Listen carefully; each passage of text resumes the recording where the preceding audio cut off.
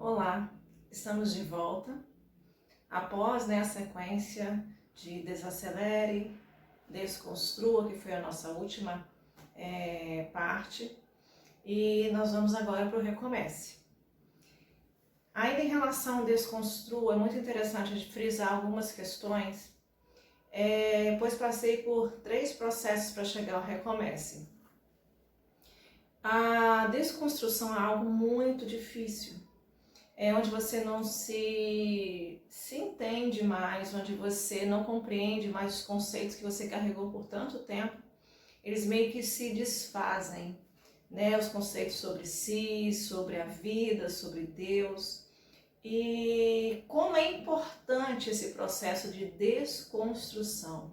Quando a gente vê que nós não somos 100% a pessoa que deveríamos realmente ser, como único, exclusivo, sem comparações, e o mundo nos traz diversos padrões para nós seguirmos, e muitas das vezes perdemos a nossa essência seguindo esses padrões que as pessoas dizem, que a mídia diz, que as pessoas falam a nosso respeito, e nós vamos nos construindo dessa forma, até o momento que você percebe que você não era aquilo, que você não está feliz daquela forma.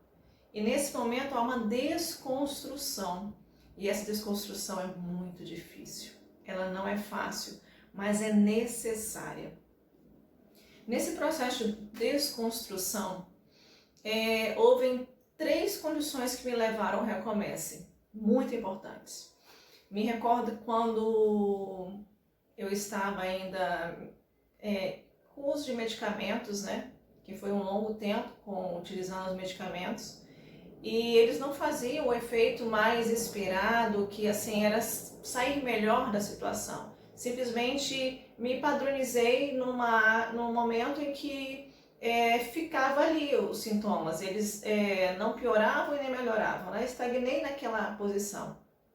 Porém, meu quadro ainda não era bom, porque eu vivia dopada para estar estagnada nessa situação.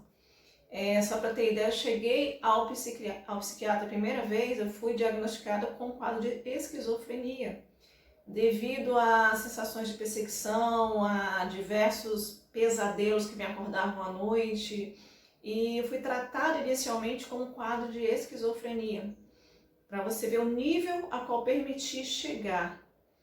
Não vendo as dificuldades que eu estava passando, poderia ter tratado antes, mas foi preciso chegar a um quadro muito sério, que a gente sempre deixa para depois, né?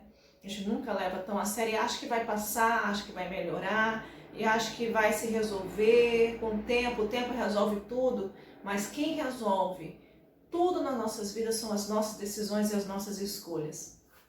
E aí, eu me recordo que eu deitada à cama, vivi o dia inteiro deitada à cama. Aí meu cachorro, eu comprei um cachorro, né? Tinha 4 meses esse cachorro.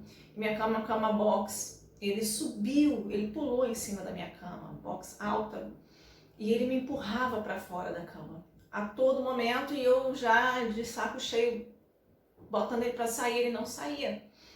E até que ele conseguiu me tirar da cama. E foi um processo difícil, porque quando você muda, sai da sua zona de conforto, aquilo é uma luta para você conseguir sair. E o cachorro, ele conseguiu me tirar. E eu fui para a sala, algo que eu nunca tinha feito, por conta dele. Então foi um processo que eu vi assim, gente, como é que esse cachorro fez isso? Como é que isso aconteceu? Porque o cachorro é pequeno e não tem possibilidade de pular tão alto numa cama tão alta. E aí já foi o primeiro momento que ele me conseguiu tirar da cama. Outros dias eu não conseguia levar meu filho para a creche, porque eu já não queria sair de casa, né? O medo de levá-lo, o medo da estrada, eu não queria sair de casa. E como sempre, quando eu não estava dopada, eu me sentava ao chão para chorar, aquele choro que não tem fim, aquela culpa, aquela frustração, aquele passado que você vive no presente, porque o passado se torna sua realidade, né? E de cabeça baixa eu não vi meu filho levantar. Quando meu filho chegou até a mim, que tocou em mim, eu levantei a cabeça, Eu falei, meu Deus, meu filho está me vendo nesse estado. Ele só tinha 1 ano e 5 meses. Ele chegou até a mim, secou minhas lágrimas com aquela mãozinha pequenininha e me deu um abraço tão forte que ele ficou comigo ali alguns minutos, agarrado comigo. Eu falei, gente, eu preciso ser a mãe que essa criança quer ter. Eu preciso lutar por ele. E naquele momento eu peguei como propósito, como a motivação para sair do meu estado. Aquela situação tocou muito comigo, porque como pode, né, uma criança tão nova ter essa sensibilidade de compreender tão claramente o que estava acontecendo e agir conforme o momento, enxugar minhas lágrimas e me abraçar. Só tinha 1 ano e 5 meses, né? E aquilo marcou muito para mim. E eu já me sentia motivada a fazer algo por conta disso. E aí, mas eu não sabia como fazer. É difícil porque é uma doença, você tem que se tratar. Mas você tem que desejar realmente fazer o tratamento e buscar melhoras. É esse que é o processo mais demorado. Não existe uma mágica. Se você achar que eu cheguei aqui para te falar que existe uma mágica, uma pílula mágica, que eu vou te passar as medicações que eu tomei, é impossível. Eu passei por mais de 20 medicações, meu organismo não respondia. E eu não tive cura pelas medicações, não tive porque meu quadro já era muito grave. Troquei de médicos constantemente, psiquiatra, e não consegui um resultado de melhora no meu quadro ao voltar àquela pessoa que eu era antes. Porque a gente se perde, né? A gente sempre fala, poxa, eu queria voltar a ser quem eu era antes. A gente se perde nesse processo. E aí, um certo momento, uma amiga nossa de muito tempo, cristã, psicanalista, falou com minha mãe para me levar, né, para Bahia, eu sou baiana, porém não resido mais na Bahia, pediu para que me levasse para Bahia para cuidar de mim. E minha mãe prontamente veio me pegar aqui e falou com meu marido, me explicou. E naquele momento eu falei, tá. E eu cheguei lá, né, falei, vou lutar por isso, eu quero melhorar. Só que nos momentos que nós estávamos conversando, eu e ela tem uma pastora muito amada, e ela falava comigo, conversava naquele momento, né? E eu não entendia. Ela fazia perguntas, eu não compreendia as perguntas, eu não sabia formular uma frase. Minha memória, minha concentração estavam a um nível quase assim, 90%, posso dizer. Eu não conseguia raciocinar, não conseguia formar frases, respostas, não conseguia ler um livro, isso era impossível. E eu sempre fui uma pessoa muito estudiosa, que me esforcei muito em relação a isso. Era uma pessoa que tinha conteúdos como professora, tinha uma memória muito boa, e naquele momento eu me vi com uma péssima memória. E eu olhei para ela e falei assim, me perdoe, eu não estou conseguindo entender o que você está me perguntando e eu não sei nem te responder. Não me vem palavras, não me vem o raciocínio, eu não consigo. E eu saí dali tão frustrada, que eu sei que a medicação também faz isso, mas a depressão também leva a esse quadro.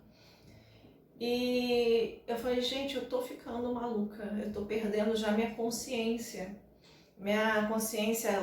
das questões lógicas, de racionais, não tô conseguindo mais nem me relacionar direito com as pessoas. E ali foi assim um balde de água fria, porém chegou, e ela foi insistente, e toda semana a gente tinha encontros.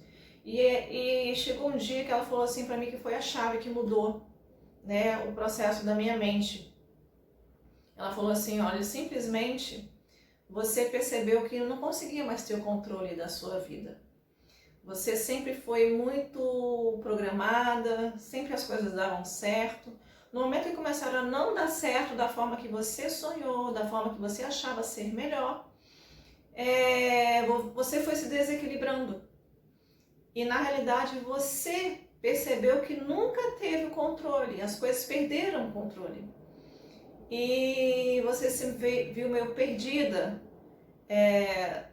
na situação. Foi mais ou menos essa palavra, esse contexto.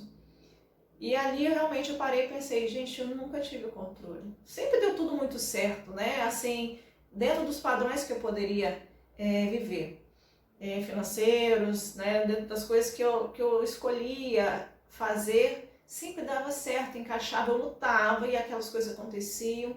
Mas no momento que principalmente a questão do meu filho, como eu falei anteriormente, a gravidez foi muito difícil, a morte da minha sogra foi algo muito difícil.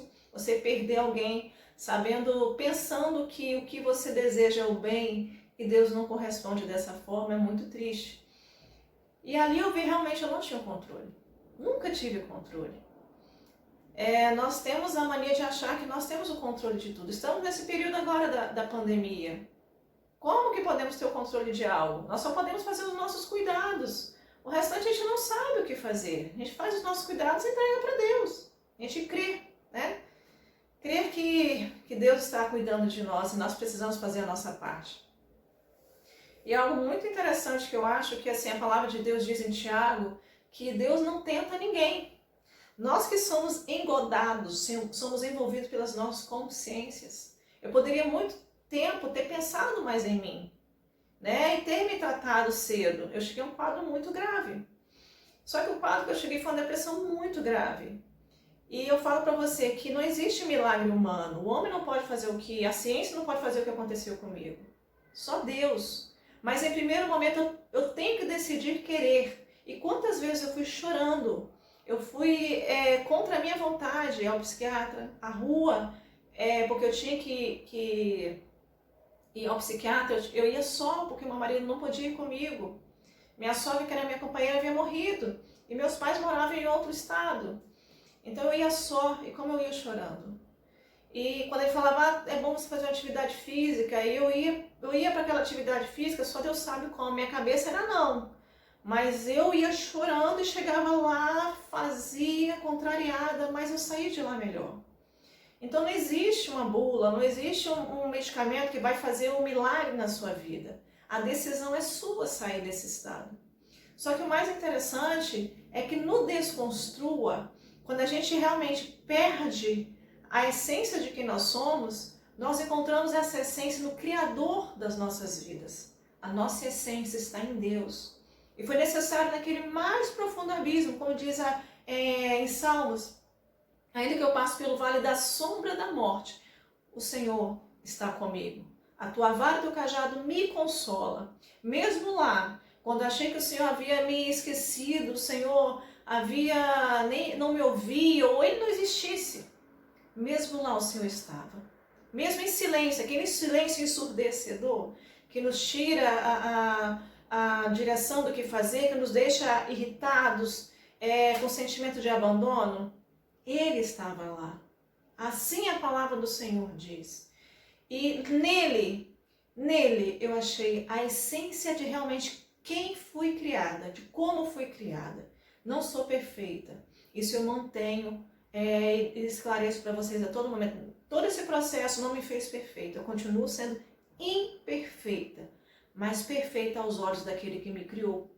E cada dia, pelo amor dele que nos constrange, lança fora todo medo, somos promovidos a cada momento a mudanças, a melhoras. Porque nós começamos a olhar para nós e ver as nossas limitações. Quando eu começo a aceitar as minhas limitações, as minhas falhas, que eu não tenho controle de tudo, que realmente eu sou impotente, que eu posso ter sonhos, posso lutar por eles, posso, mas o que está no controle de tudo é a vontade do Senhor. Se eu não estiver envolvida, compreender que a vontade de Deus é a melhor para mim, sempre vou me frustrar, porque eu nunca vou ser satisfeita na vida se não tiver Deus no controle das minhas emoções, da minha lógica, da minha vida.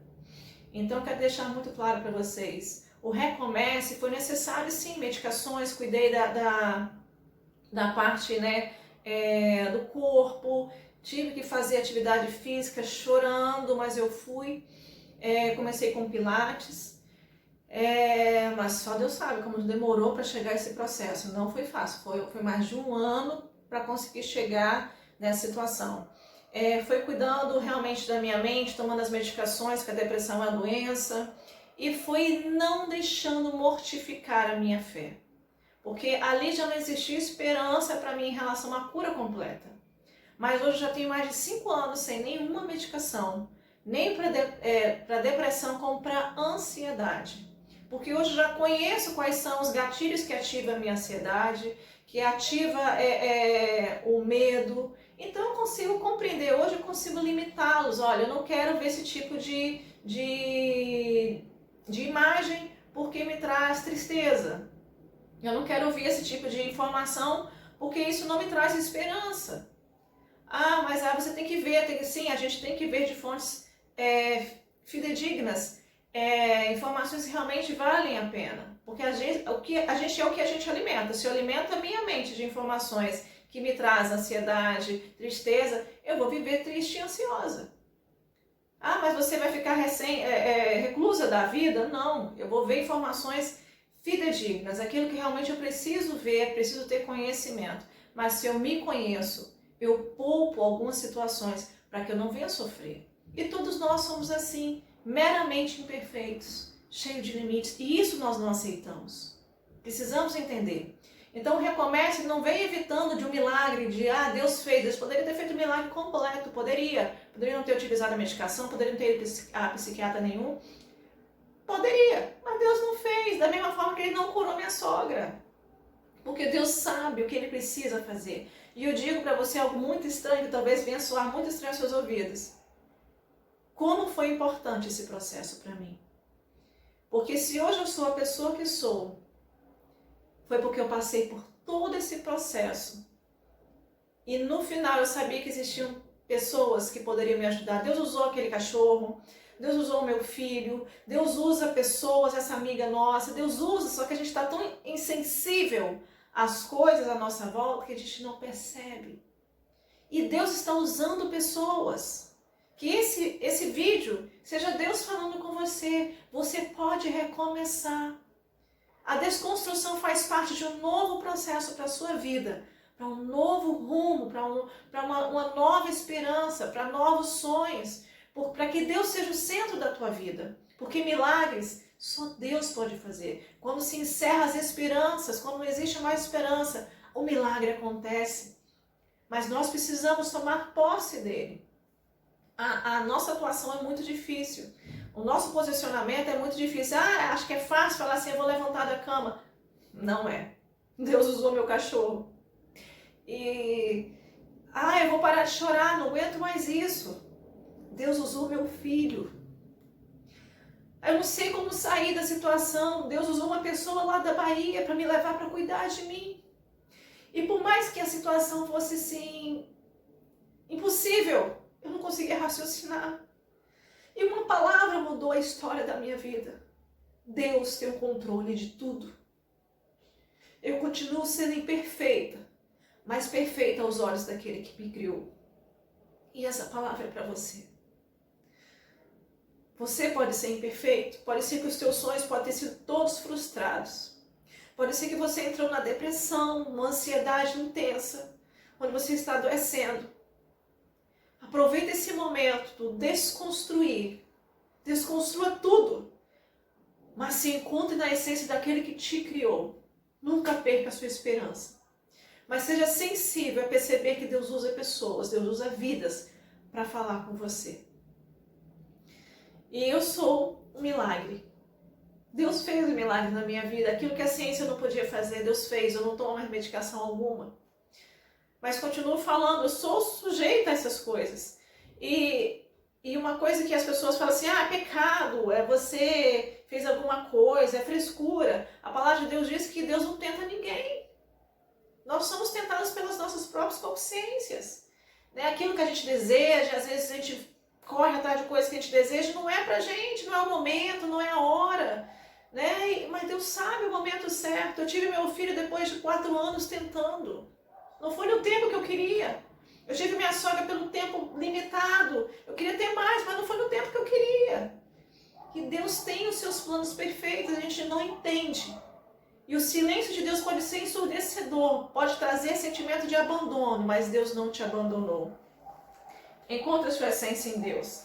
E aqui eu lembro de um versículo que fala muito comigo, que quando eu comecei a querer o quadro mudar da minha vida, eu não conseguia ler, então eu não lia a Bíblia. Eu só ouvia músicas, colocava louvores para trazer esperança ao meu coração. Então, através de louvores, eu comecei a trazer isso.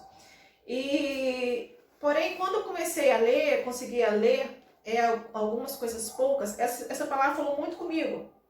Diz assim em Salmos 42, as minhas lágrimas têm sido o meu alimento dia e noite, enquanto me dizem continuamente, o teu Deus, onde está?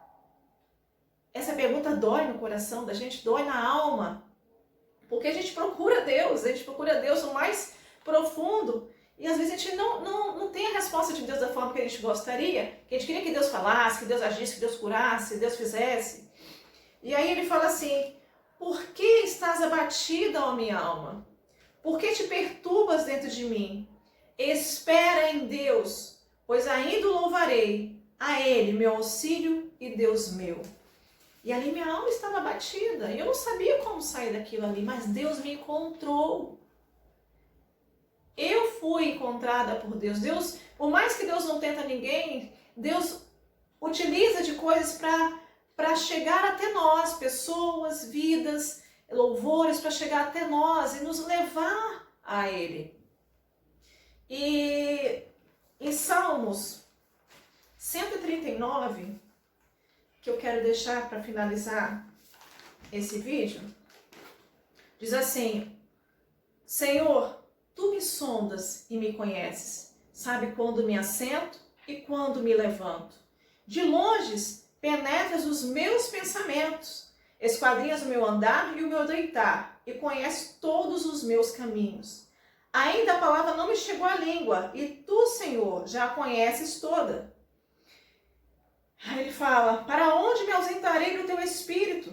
Para onde fugirei da tua face? E aqui ele complementa, se eu subo aos céus, lá estás.